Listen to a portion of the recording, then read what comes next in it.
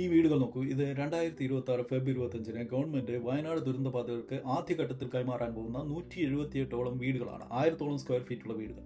ഈ വീടുകൾ നോക്കൂ. ഇത് 2004-ൽ സുനാമി ദുരന്തത്തിന് ശേഷം UDF ഗവൺമെന്റ് കൈമാറിയ ഒറ്റമുറിയുള്ള ഡ്രൈനേജ് സൗകര്യങ്ങൾ പോലുമില്ലാത്ത, ഇലക്ട്രിസിറ്റി സൗകര്യങ്ങൾ പോലുമില്ലാത്ത വീടുകളാണ്. ഇന്ന് ഈ വീടുകളൊക്കെ തന്നെ സാമൂഹ്യ വിരുദ്ധരുടെ താവളങ്ങളാണ്. ഈ വീടുകൾ നോക്കൂ. ഇത് 2001-ൽ ഗുജറാത്ത് ഭൂകമ്പത്തിന് ശേഷം ഗുജറാത്ത് ഗവൺമെന്റ്, അന്നത്തെ മോഡി സർക്കാർ അങ്ങനെ ഒരു വീടുകളും ഗവൺമെന്റ് കൈമാറിയിട്ടില്ലല്ലോ. ശരിയാണ്, ഒരൊറ്റ വീട് പോലും ഗവൺമെന്റ് 2001-ലെ ഭൂകമ്പത്തിന് ശേഷം ഗുജറാത്ത് സർക്കാർ കൈമാറിയിട്ടില്ല എന്നുള്ളതാണ് സത്യം. നമ്മളിന്ന് സംസാരിക്കാൻ പോകുന്നത് വീടുകളുടെ രാഷ്ട്രീയത്തെക്കുറിച്ചാണ്.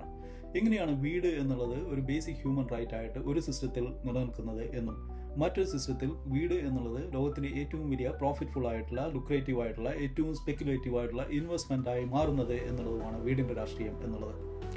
നിങ്ങൾ 2008-ലെ ഗ്ലോബൽ ഫിനാൻഷ്യൽ ക്രൈസിസിനെ പറ്റി കേട്ടിട്ടുണ്ടോ? എങ്ങനെയാണ് ഗ്ലോബൽ ഫിനാൻഷ്യൽ ക്രൈസിസ് ഉണ്ടാകുന്നത്?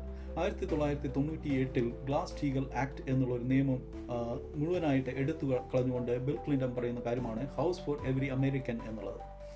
എന്തായിരുന്നു ഈ നിയമം എന്നുള്ളത്? ഈ നിയമം യഥാർത്ഥത്തിൽ ചെയ്യുന്നത് to create a clear boundary between the banking book and the trading book എന്നുള്ളതായിരുന്നു. അതായത് നിങ്ങളുടെ ഡെപ്പോസിറ്റ്, റീറ്റെയിൽ ബാങ്കുകളിൽ നിങ്ങൾ കൊടുത്തിട്ടുള്ള ഡെപ്പോസിറ്റുകൾ എടുത്തുകൊണ്ട് ബാങ്കുകൾക്ക് അവരുടെ ഇഷ്ടാനുസരണം മാർക്കറ്റിൽ ഇൻവെസ്റ്റ് ചെയ്യാൻ പറ്റില്ല എന്നുള്ള നിയമമായിരുന്നു ഗ്ലാസ് സ്റ്റീഗൽ ആക്ട് എന്നുള്ളത്. ഈ നിയമത്തെ കാറ്റിൽ പറത്തിക്കൊണ്ടാണ് 2008-ലെ ഫിനാൻഷ്യൽ ക്രൈസിസിലേക്ക് നയിക്കുന്ന രീതിയിലുള്ള വലിയ രീതിയിലുള്ള സ്പെക്കുലേറ്റീവ് ഇൻവെസ്റ്റ്മെന്റിനെ ബിൽ ക്ലിന്റൺ അന്ന് അനുവദിക്കുന്നത്. അതിന്റെ ഭാഗമായിട്ട് വലിയ രീതിയിലുള്ള എക്സോട്ടിക് ആയിട്ടുള്ള ഡെറിവേറ്റീവ് ഇൻസ്ട്രുമെന്റ്സ്, CDS അടക്കമുള്ള ക്രെഡിറ്റ് ഡിഫോൾട്ട് സ്വാപ്പുകൾ അടക്കമുള്ള ഇൻവെസ്റ്റ്മെന്റ് ഇൻസ്ട്രുമെന്റ്സ് മാർക്കറ്റിൽ വരികയും അത് വലിയ രീതിയിലുള്ള ഒരു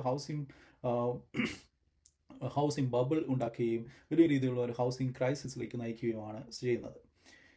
എന്നാൽ സമാനമായിട്ടുള്ള രീതിയിലുള്ള ഒരു ഹൗസിംഗ് ക്രൈസിസിനെ ചൈന 2017-18 കാലത്ത് നേരിടുന്നുണ്ട്.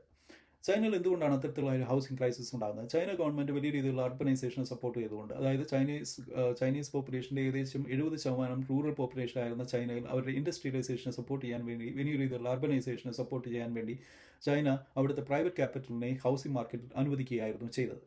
എന്നാൽ ഈ പ്രൈവറ്റ് ക്യാപിറ്റൽ വലിയ രീതിയിലുള്ള ഹൗസിംഗ് ബബിൾ ചൈനയിൽ നിർമ്മിക്കുന്നുണ്ട്. എന്നാൽ 2017-18 കാലത്ത് ഈ ഹൗസിംഗ് ബബിളിനെ ബേഴ്സ്റ്റ് ചെയ്യാൻ ഗവൺമെന്റ് കൊണ്ടുവന്ന നിയമമാണ് 3 റെഡ് ലൈൻ പോളിസി എന്നുള്ളത്. ഈ 3 റെഡ് ലൈൻ പോളിസി യഥാർത്ഥത്തിൽ ചെയ്യുന്നത് ചൈനീസ് പ്രൈവറ്റ് ക്യാപിറ്റലിന്റെ ഡെപ്റ്റ് റെസ്ട്രിക്ഷൻസ്, വലിയ രീതിയിലുള്ള ഡെപ്റ്റ് റെസ്ട്രിക്ഷൻസ് കൊണ്ടുവരിക എന്നുള്ളതാണ്. അതായത് അതിൽ ഒന്നാമത്തെ നിയമം എന്നുള്ളത് നിങ്ങളുടെ എക്വിറ്റിയുടെ ഏകദേശം 70% കൂടുതൽ നിങ്ങൾക്ക് ഡെപ്റ്റായിട്ട് എടുക്കാൻ പറ്റില്ല എന്നുള്ളതായിരുന്നു.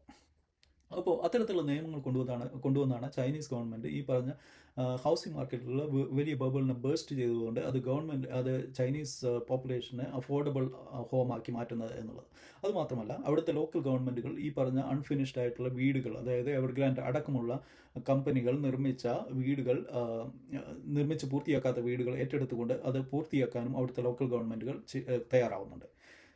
ഇതിൽ വലിയൊരു വ്യത്യാസം എന്നുള്ളത് 2008-ൽ ഫിനാൻഷ്യൽ ക്രൈസിസിന് ശേഷം US ഗവൺമെന്റ് ചെയ്തത് അവിടുത്തെ ഇൻവെസ്റ്റ്മെന്റ് ബാങ്കുകളെ, ലിമൻ ബ്രദേഴ്സും മോർഗൻ സ്റ്റാൻലി അടക്കമുള്ള ഇൻവെസ്റ്റ്മെന്റ് ബാങ്കുകളെ ബെയിൽ ഔട്ട് ചെയ്തുകൊണ്ട്, അതായത് സാധാരണ അവിടുത്തെ സിറ്റിസൻസിന്റെ പണം എടുത്തുകൊണ്ട് ബെയിൽ ഔട്ട് ചെയ്യാനാണ് തയ്യാറായെങ്കിൽ എവർഗ്രാൻഡിനെ ഒരു കാലത്തും ബെയിൽ ഔട്ട് ചെയ്യാൻ ചൈനീസ് ഗവൺമെന്റ് തയ്യാറാവുന്നില്ല എന്നുള്ളത് മാത്രമല്ല, ഈ ലോക്കൽ ഗവൺമെന്റുകൾ ഈ പറഞ്ഞ വീടുകൾ എടുത്തുകൊണ്ട് അൺഫിനിഷ്ഡ് വീടുകൾ ഫിനിഷ് ചെയ്യാനും തയ്യാറാവുന്നു എന്നുള്ളതാണ് ഇതിലെ വലിയ വ്യത്യാസം എന്നുള്ളത്.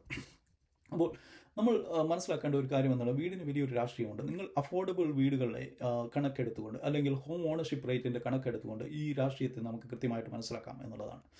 ഇന്ന് ലോകത്തിലെ ഹോം ഓണർഷിപ്പ് റേറ്റിന്റെ കണക്കെടുത്താൽ ഇന്നത്തെ സോഷ്യലിസ്റ്റ് രാജ്യങ്ങളായിട്ടുള്ള ചൈനയും ക്യൂബയും വിയറ്റ്നാമും അടക്കമുള്ള രാജ്യങ്ങളിലെ ഹോം ഓണർഷിപ്പ് റേറ്റ് എന്നുള്ളത് 90% വരുമ്പോൾ, അതേസമയം തന്നെ ഇന്നത്തെ ലോകത്തിലെ ഏറ്റവും വലിയ വികസിത രാജ്യങ്ങളായിട്ടുള്ള അമേരിക്കയുടെയോ കാനഡയുടെയും മറ്റ് യൂറോപ്യൻ രാജ്യങ്ങളുടെയോ ഒക്കെ തന്നെ ഹോം ഓണർഷിപ്പ് റേറ്റ് എന്നുള്ളത് 65% താഴെയാണ് എന്നുള്ളതാണ് സത്യം. ഈ 65% തന്നെ മിസ്ലീഡിംഗ് ആയിട്ടുള്ള ഒരു കണക്കാണ്. കാരണം ഈ പറഞ്ഞ 65% എന്നുള്ളത് അവിടുത്തെ വലിയ ഏജ്ഡ് ആയിട്ടുള്ള പോപ്പുലേഷൻ്റെ ഹോം ഓണർഷിപ്പ് കണക്കാണ്. യഥാർത്ഥത്തിൽ പുതിയ ജനറേഷൻ്റെ, അതായത് ഒരു 30 വയസ്സിൽ താഴെയുള്ള ജനങ്ങളുടെ ഹോം ഓണർഷിപ്പ് റേറ്റ് എന്നുള്ളത് 10% താഴെയാണ് ഈ പറഞ്ഞ രാജ്യങ്ങളൊക്കെ തന്നെ. എന്നാൽ പഴയ സോഷ്യലിസ്റ്റ് രാജ്യങ്ങളായിട്ടുള്ള, അതായത് സോവിയറ്റ് യൂണിയൻ്റെ അലൈസ് ആയിട്ടുള്ള പഴയ ഈസ്റ്റേൺ യൂറോപ്യൻ രാജ്യങ്ങളും ഇന്നത്തെ സോഷ്യലിസ്റ്റ് രാജ്യങ്ങളായിട്ടുള്ള ചൈന, ക്യൂബ, വിയറ്റ്നാം ഈ പറഞ്ഞ രാജ്യങ്ങളിലൊക്കെ തന്നെ ഹോം ഓണർഷിപ്പ് റേറ്റ് എന്നുള്ളത് 85% മുകളിലാണ് എന്ന് പറയുമ്പോൾ ഈ പറഞ്ഞ വീടിൻ്റെ രാഷ്ട്രീയം എന്നുള്ളത് നിങ്ങൾക്ക് കൃത്യമായിട്ട് മനസ്സിലാവും എന്നാണ് ഞാൻ വിചാരിക്കുന്നത്. അതായത് വീട് എന്നുള്ളത് നിങ്ങളുടെ ബേസിക് ഹ്യൂമൻ റൈറ്റ് ആണോ, വീട് എന്നുള്ളത് പ്രൈവറ്റ് ക്യാപിറ്റലിൻ്റെ സ്പെക്കുലേറ്റീവ് ഇൻവെസ്റ്റ്മെൻറ്റ് ടൂളാണോ എന്നുള്ളത് തീരുമാനിക്കുന്നത് നിങ്ങളുടെ രാഷ്ട്രീയമാണ് എന്നുള്ളതാണ്. Thank you.